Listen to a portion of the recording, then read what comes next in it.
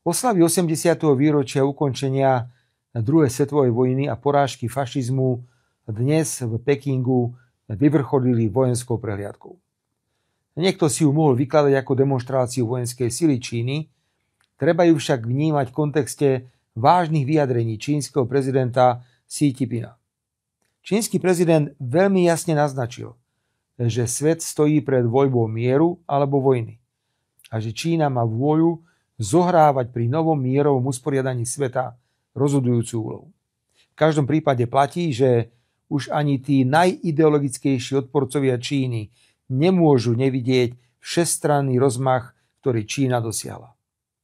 Opätovne vyjadrujem poľutovanie nad tým, že najvyšší predstavitelia členských krajín Európskej únie chýbali pri takejto globálnej udalosti.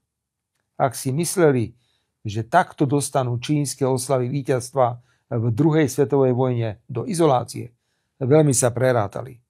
Lebo ak bol dnes niekto izolovaný, tak to bola Európska únia.